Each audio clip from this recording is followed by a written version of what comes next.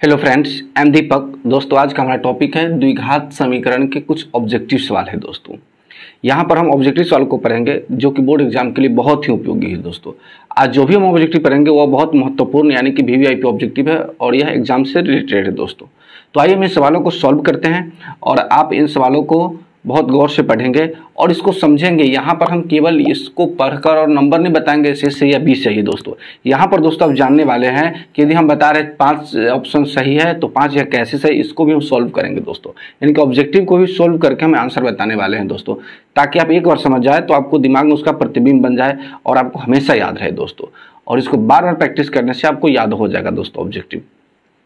तो आइए यहाँ पर देखते हैं कि द्विघात समीकरण x² माइनस px प्लस 4 के मूल बराबर हो तो p का वैल्यू ज्ञात करना है। दोस्तों, यहाँ p का वैल्यू कितना होता है यह हमें ज्ञात करना है, जबकि यहाँ पर हमें द्विघात समीकरण के मूल कहता है बराबर। दोस्तों, तो मूल बराबर के सूत्र क्या होता है दोस्तों? तो मूल बराबर के जो सूत्र होता है दोस्तों वह होता है b² माइनस 4ac बराबर 0 होता है। मूल बराबर का सूत्र होता है। दोस्तों, अब यहाँ b की जगह क्या है? p² है, तो यहाँ पर हम दोस्तों लिखेंगे p² माइनस 4 और a की जगह है 1 और c की जगह है 4, तो गुने 1 गुने 4 दोस्तों बराबर हो जाएगा 0। अब यहाँ पर दोस्तों हो जाएगा p² माइनस हो जाएगा 16, 4 चौका 16, 16 गुने 1 16। अब डायरेक्ट दोस्तों हो जाएगा p का वैल्यू हो जाएगा इधर p² बराबर 16। अब p का वैल्यू निकालना है तो 16 के वर्गमूल निकाल दीजिए, यानी कि प्लस माइनस हो जाएगा 4। दोस्तों, कितना हो जाएगा? प्लस माइनस 4 निकल गया p का वैल्यू। इस 16 के वर्गमूल निकालिए, प्लस माइनस 4 हो गया, यानी कि ऑप्शन नंबर क्या होगा? तब गौर से इसमें देख सकते हैं दोस्तों, ऑप्शन नंबर होगा बी। यहाँ पर प्लस माइनस 4 है। दोस्तों, यदि दोस्तों हम डायरेक्ट बताते कि यदि द्विघात समीकरण x² p minus px plus 4 equal to 0 के मूल बराबर हो तो p का वैल्यू कितना होगा? यदि प्लस माइनस 4 डायरेक्ट बताते तो दोस्तों आपको समझ नहीं आता। यहाँ पर अब कैसे आया इसका भी कारण समझ गए दोस्तों कि यह कैसे आ गया है। दोस्तों, तो उम्मीद करते हैं कि आपको ये वीडियो अच्छा लगा होगा, यह वाला सवाल जो भी बनाया है। अब चलिए हम नेक्स्ट सवाल पर चलते हैं कि निम्नलिखित में कौन सा द्विघात समीकरण नहीं है। दोस्तों, यह देखना है हमें किस में से कौन सा द्विघात समीकरण है और कौन सा द्विघात समीकरण नहीं है, यह हमको चेक करना है। तो हमारा आंसर होगा द्विघात समीकरण नहीं है, नहीं होगा वही आंसर होगा। है दोस्तों वो आंसर नहीं होगा। तो यहाँ पर कहता है 5x plus 2x² plus x² plus 3। दोस्तों, दोनों में देख रहे x², इसको इधर लाएंगे तो एक x² बचेगा, तो अभी भी यह द्विघात समीकरण है। दोस्तों, क्या है? द्विघात समीकरण है, तो यह हमारा ऑप्शन नहीं होगा। जो नहीं होगा वह होगा। दोस्तों, अब यहाँ x³ माइनस x² और x माइनस 1 के होल क्यूब, तो x³ के आएगा, यहाँ पर x³ से x³ कट जाएगा, इसमें x² बच जाएगा। दोस्तों, तो यह भी द्विघात समीकरण है। दोस्तों, यह भी द्विघात समीकरण है। अगला कहता है यहाँ x², यहाँ x², यहाँ 3x²। दोस्तों, तो 3x² में से x² घट जाएगा दोस्तों, तो भी x² बचेगा, तो यह भी द्विघात समीकरण है। दोस्तों, अब जो अगला कहता है दोस्तों कि √2x है प्लस 3 के होल स्क्वायर 2x²। अब दोस्तों 2x² से 2x² कट जाएगा, तो इसमें x बचेगा, और जब x बचेगा दोस्तों यहाँ पर तो यह रैखिक हो जाएगा। लेकिन हमको पूछ रहा है द्विघात समीकरण नहीं है, तो दोस्तों यह तीनों तो द्विघात समीकरण है और यह हो गया रैखिक, यानी कि द्विघात समीकरण नहीं है। दोस्तों, तो यही है जो हमारा होगा लास्ट वाला, यह आंसर हो जाएगा, यह आंसर होगा क्योंकि यह द्विघात समीकरण नहीं है। दोस्तों, और हमें छांटना है कि द्विघात समीकरण नहीं है। इस तीनों का हमने समझा है तो पता चले यह तीनों द्विघात समीकरण है और यह द्विघात समीकरण नहीं है। दोस्तों, अब आइए यहाँ पर यदि अल्फा और बीटा द्विघात समीकरण x² प्लस x माइनस 2 बराबर 0 के मूल हो तो 1/अल्फा और 1/बीटा का मान होगा क्या? यानी कि यहाँ अल्फा और बीटा द्विघात समीकरण इतना के मूल दिया हुआ है, तो 1/अल्फा और 1/बीटा का वैल्यू कितना होगा? दोस्तों, हमें यहाँ पर यह ज्ञात करना है कि 1/अल्फा और 1/बीटा का वैल्यू क्या होगा। तो आइए यहाँ पर हम लिखते हैं 1/अल्फा और 1/बीटा का वैल्यू 1/अल्फा प्लस 1/बीटा। दोस्तों, एलसीएम लेंगे तो अल्फा इंटू हो जाएगा बीटा, बट्टा पर के जोड़ करते हैं तो बीटा प्लस अल्फा। इसको हम दोस्तों अल्फा प्लस बीटा भी लिख सकते हैं, बटे अल्फा इंटू बीटा।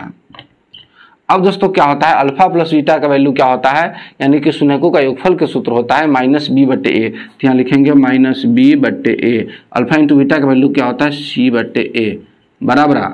यहाँ पर दोस्तों v का वैल्यू क्या है? b का वैल्यू यहाँ पर 1 है, 1 है, यहाँ -b है तो -1/, और a का वैल्यू कितना है? a का वैल्यू यहाँ पर 1 है दोस्तों, तो यहाँ से रखेंगे a का वैल्यू 1।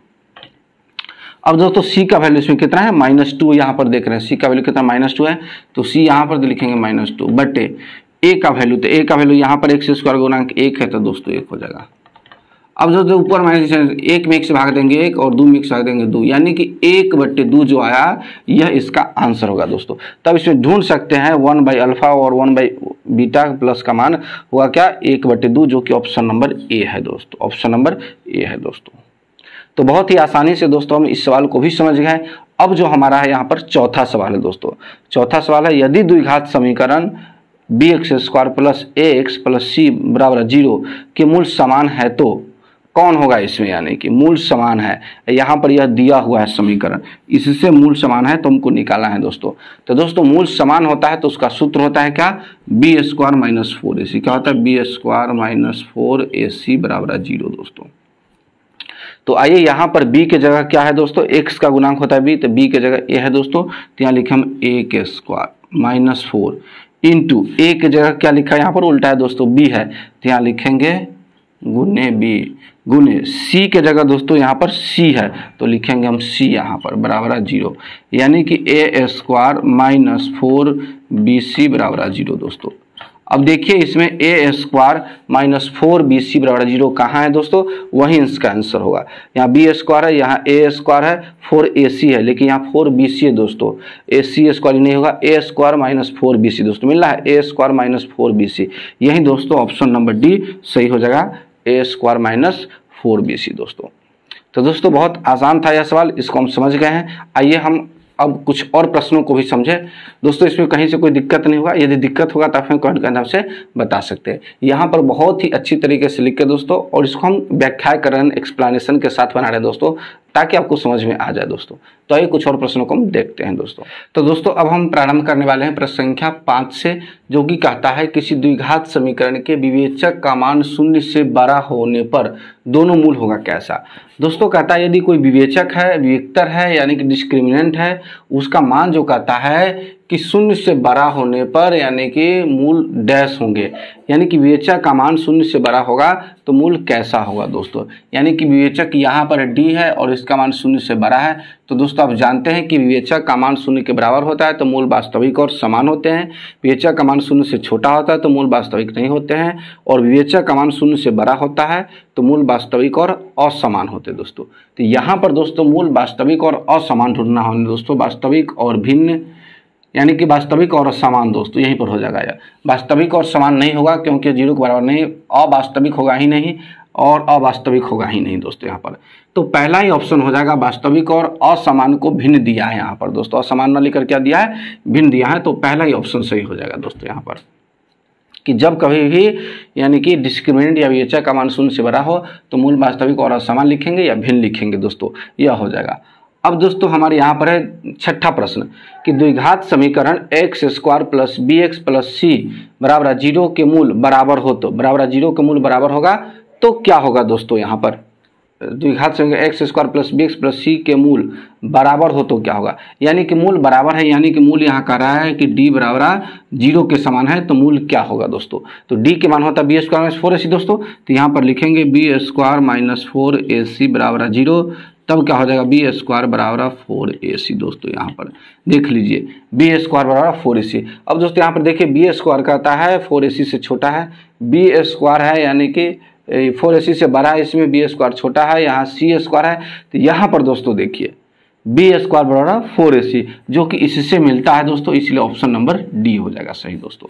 कहता है कि द्विघात समीकरण x² plus bx plus c के मूल बराबर डैश होंगे तो b² बराबर 4ac के बराबर हो जाएंगे, यह मूल दोस्तों इसके बराबर होगा, फिक्स इसके बराबर होगा।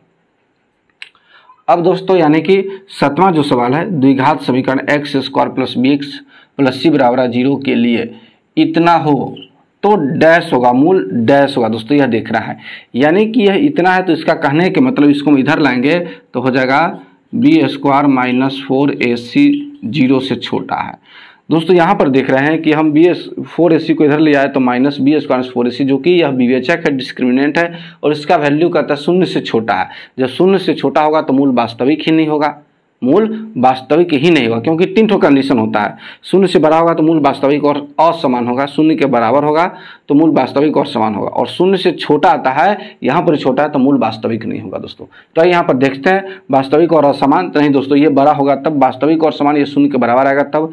यहाँ पर दोस्तों वास्तविक नहीं, तो यही होगा ऑप्शन। यह दोस्तों मूल्य है, ये विवेचक का मान 0 से छोटा है, इसलिए यहाँ पर होगा मूल वास्तविक नहीं है दोस्तों। यहाँ पर यह हो जाएगा मूल वास्तविक नहीं है, इनमें से कोई नहीं, तो ऑप्शन है ये नहीं।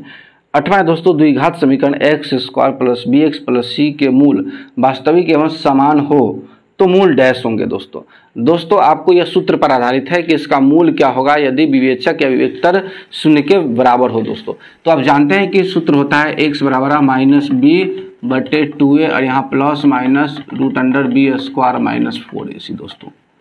अब दोस्तों यहाँ पर x बराबर हो जाएगा -b/2a, अब प्लस माइनस ये 0 आ जाएगा यहाँ पर, तो 0 इसमें जोड़ेंगे दोस्तों तो बात तो बराबर ही होगा, तो आ जाएगा कितना यहाँ पर -b/2a हो जाएगा दोस्तों। यहाँ पर हो जाएगा कितना -b/2a, यही दोस्तों आंसर हो जाएगा। -b/2a जो होगा यही हमारा आंसर हो जाएगा। यदि मूल यानी कि वास्तविक और समान हो, 0 रख दिया, यहाँ पर 0 रख दिया तो -b/2a।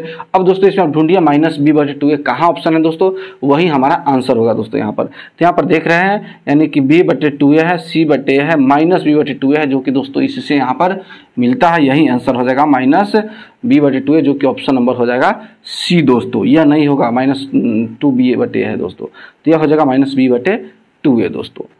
तो यहाँ पर दोस्तों हम 8 प्रश्नों को समझ गए हैं दोस्तों। उम्मीद करते हैं कि आपको यह वीडियो बहुत ही अच्छा लगा होगा, तो एक लाइक कर दीजिएगा और चैनल में पहली बार है तो सब्सक्राइब कर लीजिएगा। मिलते हैं दोस्तों एक और वीडियो में, तब तक के लिए जय हिंद।